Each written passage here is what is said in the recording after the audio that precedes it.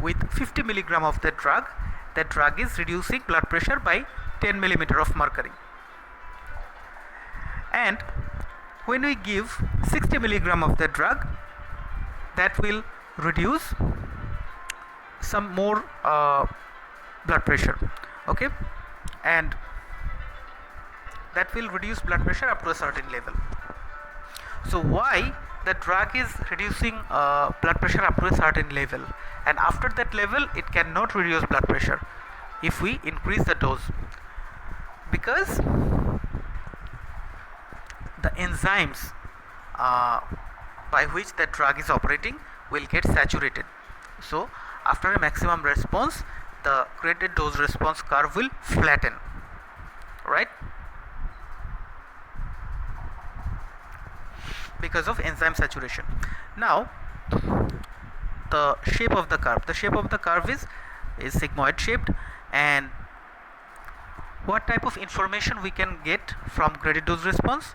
About potency and maximal efficacy. This type of information we can get from graded dose response. Now what is potency and what is efficacy? So potency refers to the concentration or dose of a drug required to produce 50% of that drug's maximal effect. So potency is the amount of drug. Potency means the amount of drug which is needed to produce a certain effect, okay. So look at this example, that 100 milligram of drug A is needed to reduce 20 milligram of mercury systolic pressure in an individual. So drug A is needed 100 milligram, but only 10 milligram of drug B is needed to produce the same effect on that individual, okay. So drug B can also reduce 20 milligram of mercury of systolic blood pressure, but with only 10 milligram, where drug A is required to be given 100 milligram. So here we can say that drug B is more potent. In fact, drug B is 10 times more potent than drug A, and potency is determined by receptor's affinity for drug binding. A receptor has a certain affinity to a drug. If the receptor has more affinity, then the drug would be more potent. Now what is efficacy? You can see efficacy, it is the ability of a drug to elicit a maximal response, okay. Efficacy depends on the intrinsic activity of a drug. So efficacy means how much effect a drug can produce. If you increase the dose of a drug, the efficacy will increase, and up to a certain limit. So what is that certain limit? Is there certain limit is very high, or the certain limit is very low? For some drugs the maximum efficacy will be very high, and for some drugs will not be that high. So let's see this example. Drug A can reduce blood pressure from 10 millimeter to 100 millimeter of mercury depending upon the dose. So drug A, if you give very small dose, it will reduce 10 millimeter of mercury blood pressure, and if you give a very high dose, then it will reduce 100 millimeter of mercury, okay. But on the other hand, drug B can reduce blood pressure up to 20 millimeter of mercury. So if you increase the dose of drug B, if you give a very high dose of that drug, it will not reduce the blood pressure more than 20 millimeter of mercury. So its maximum efficacy is only 20 millimeter of mercury. So which drug is more efficacious? Of course, drug A is more efficacious, as it can reduce up to 100 millimeter of mercury. Now, what is quantal dose response? Now, some drugs, in some cases, we have to get the response. There is no maximum response or minimum response. Suppose we are trying to prevent arrhythmia. We are giving an anti-arrhythmic drug. So that drug will either prevent arrhythmia or stop arrhythmia, or it will not stop arrhythmia at all. So in that case, we have to think about all or none law. Either the drug will act or it will not act. Okay, so there is no graded type of response here, that we are increasing the dose and the effect is increasing. No, here we are trying to get an effect. Okay, whether we will get an effect or we will not get an effect. So let's see this. What is quantal dose response? The relationship follows an all or none law, that is, dose will either produce a response or no response. Then quantal dose response curve is applied to a large number of populations with a specific dose of a drug. Then we see that in how many individuals the drug could produce an effect. For example, if paracetamol tablets are given to 100 individuals, we might try to see how many individuals in how many individual it cures headache. Okay, that means in how many individuals it produces response. Okay, so you can see that in case of graded dose response, we can experiment the drug efficacy in a single individual. In a single individual, we are just increasing doses and we are seeing the responses. But in case of quantal dose response, we are giving the drug to a certain set of population, that means to many individuals, to many people. Okay, to see the individual variation. Okay, in how many people the drug producing effects and how many people it does not produce effect. Does that make sense? So the curve here will be bell shaped and it provides information on lethal dose and effective dose and therapeutic index and individual variability. It provides so many information. It provides information on lethal dose, effective dose, therapeutic index and individual variability. And what are these? We will talk it about within a minute. So in a nutshell about quantal dose and graded dose response, the graded dose response is seen in a single individual with different doses of a single drug or different drugs, but it is seen in a single individual. On the other hand, quantal dose response is seen in different individuals with a specific dose of a particular drug. So the quantal dose response takes into account of the individual variability. That means one drug can produce effect in one individual and the same drug may not be able to produce the same effect in another individual. Okay, so in case of graded dose response, we are seeing only one individual, but in quantal dose response we are seeing so many individuals, so that we can see that the drug how works, or the drug is effective on how many individuals. Okay,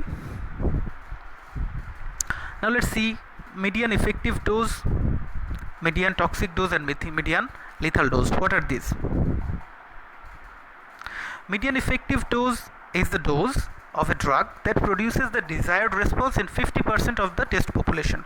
Suppose we are giving a drug in 100 individuals, okay, and the drug is producing effect in 50 individuals, so that will be its median effective dose. That dose will be its median effective dose. Now what is median toxic dose? Same as median effective dose. That means we are giving a certain dose to 100 individuals and that dose is producing toxicity in at least 50 individuals. And then median lethal dose, so we do not give this in patients or persons or human beings. The lethal dose is given in animals.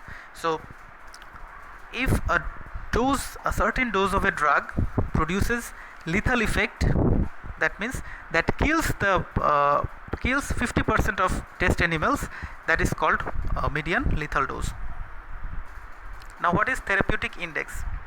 We are getting into the very last part of our lecture. What is therapeutic index? Therapeutic index is defined as the ratio between median lethal dose and median effective dose. So TI, that means therapeutic index, equals to LD50 is divided by ED50. What information we can get? Therapeutic index provides information about the safety profile of a drug. We can learn from this thing that which drug is safer and which drug is less safe. Then more the therapeutic index, safer is the drug, and vice versa. Then you can see, to be therapeutically permissible, a drug's therapeutic index should be above 1.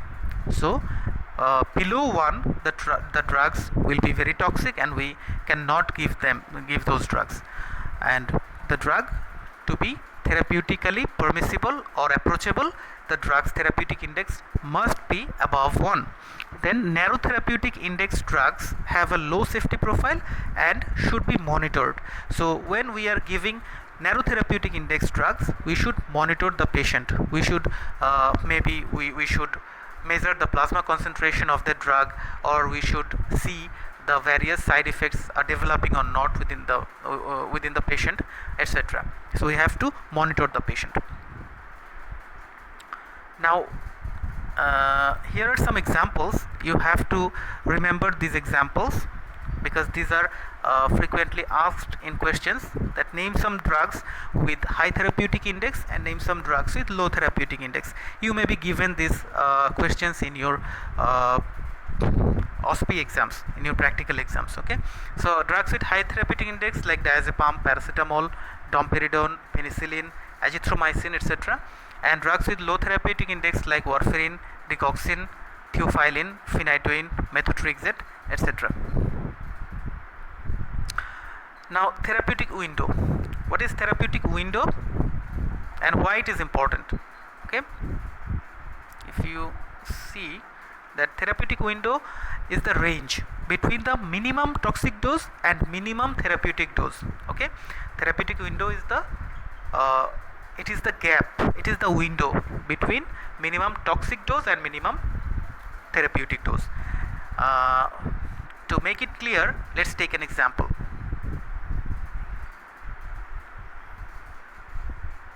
Suppose a drug can relieve headache with doses starting from 50 milligram. That means if you give at least 50 milligram of that drug, that will relieve headache. Okay, and below 50 milligram it will not act at all, it will not relieve headache. So if you give 50 milligram of that drug will act, that drug will relieve headache, and you are increasing the dose, there is no toxicity developing. Okay, but when you reach 1000 milligram, so after 1000 milligram the drug is starting producing toxicity. Okay, so after 1000 milligram the drug is producing toxicity. So the gap between 50 milligram and 1000 milligram is its therapeutic window. Okay, so in practice we can see that for most of the drugs the therapeutic window is very high. Most of the drugs have very high therapeutic window, and their therapeutic minimum therapeutic dose is very low and their minimum toxic dose is very high. Okay, now why therapeutic window is important? Because therapeutic index cannot be measured in practical life, because you cannot give a human being a lethal dose of a drug. Okay, so therapeutic window is important practically. You can see that therapeutic window is a more pragmatic tool to measure a drug's safety. And what is the importance to choose a safe dose for a patient? Why we need therapeutic window? To choose a safe dose for a patient.